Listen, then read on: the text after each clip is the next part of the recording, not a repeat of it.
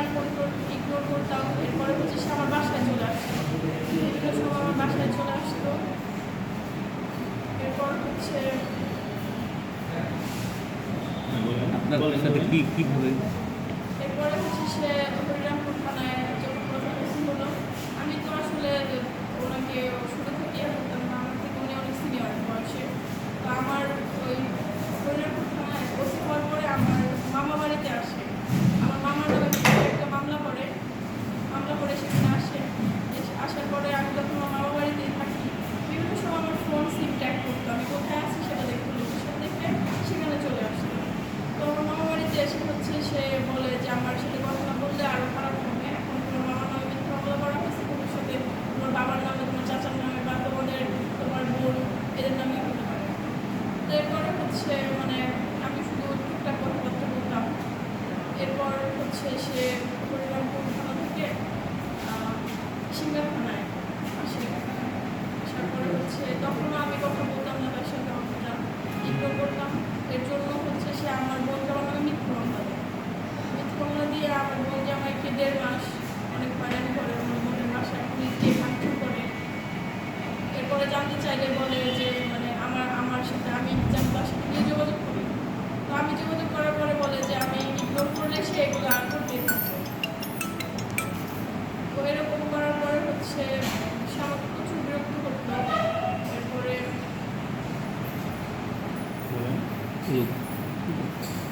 এরপরে সিঙ্গার থানা থেকে হচ্ছে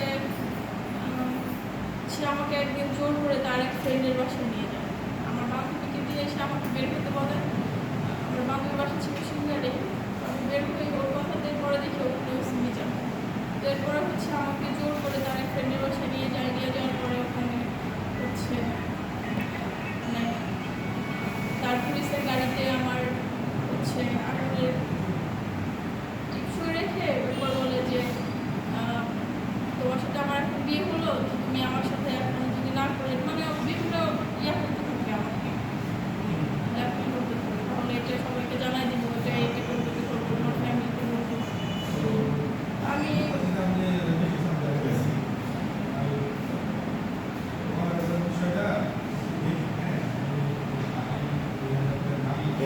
এখানে কিছু ব্যাপার আছে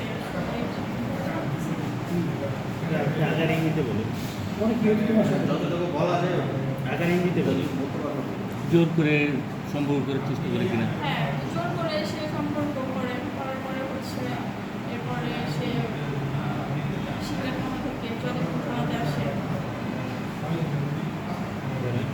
আসার পরে হচ্ছে সে আমাকে গাজীপুরে নিয়ে আসে, তার এক ফ্রেন্ডকে দিয়ে আমাকে গাজীপুরে নিয়ে আসে। তারপরে আমাকে 10 দিন একটা রিসোর্ট আটকে রেখে, সেটা হচ্ছে যে গ্রিন শালবন রিসোর্ট জঙ্গলের মধ্যে। তো ওই রিসোর্টে কেউ ছিল না, কোনো গেস্ট ছিল না।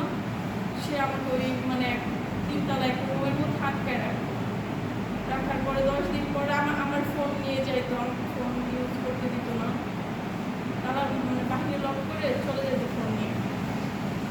সেই 10 দিন কী হয়েছিল?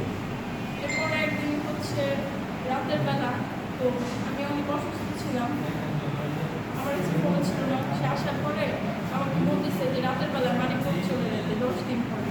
তারপরে বলছে মানিকগঞ্জ যাবো হবে, আর আমি তো অসুস্থ, আমি 10 দিন যাবো এখানে আসি, আমি তো আমার পরিবারের সাথে যোগাযোগ করতে পারতেছি না, আমার ফোন আপনি কিছুই দিতেছেন না। আর বলতেছে এখন যাও পরিবারের সাথে গিয়ে যোগাযোগ করো, বা এখন বাসায় চলে যাও। আর আমি বলছি বাসায় চলে যাবো, আপনি বললেন বিয়ে করছেন, আমার ফ্যামিলিকে জানাবেন, এরপর আমার ফোনগুলো নিয়ে যান, এরকম কেন করতেছেন?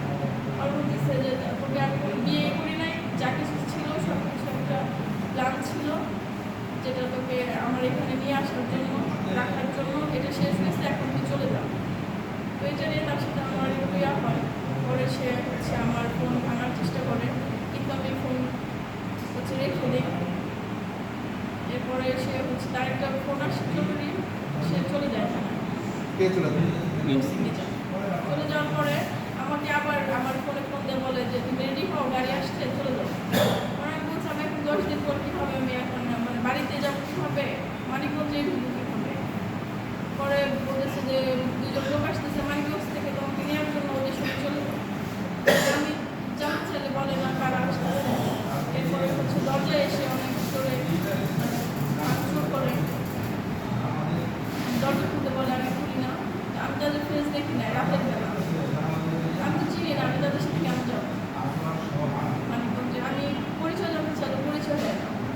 পর্যায়ে অনেক ভয় পাই। ভয় পাওয়ার পরে আমি ট্রিপল নাইনে কল করার পরে রিসোর্টে হচ্ছে পুলিশ গিয়ে আমাকে উদ্ধার করে।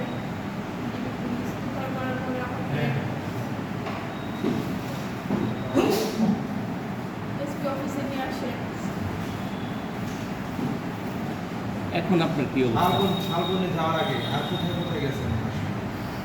শালবনের যে রিসোর্ট ওখানে ওখানে যাওয়ার তো 10 দিন ছিল। এর আগে তো সম্পর্ক না হলে তো আর আপনি যাইতেন না। তা ওইখানে যাওয়ার আগে আর কোথায় কোথায় আপনি নিয়ে গেছেন? এমনিতে ঘুরছি কিন্তু কোথাও থাকিনি, নাইট স্টে করি। ওই দিনই নাইট স্টে করছেন। হ্যাঁ, এখানে 10 দিন ওখানে আমি নাইট থাকেন না কিন্তু দিনে থাকছেন এরকম কোথাও থাকছেন? দিনে গেছেন। ঘোরাঘুরি তার সাথে আপনার সাথে সময় কাটাচ্ছে আপনাকে নিয়ে? ঘোরাঘুরি করছি কিন্তু কোথাও সেটা মানে কোথায় কোথায়? এটা মানিকগঞ্জ, বিভিন্ন জায়গায়। গাজীপুরে কোথাও না?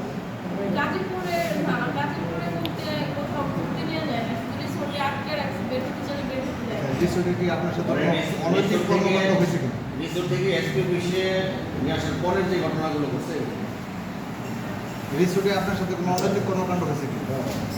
বলতে পুলিশ উদ্ধার করে নিয়ে আসতো, পরে কি হলো, কি হয়েছে কেমন এটা বলুন।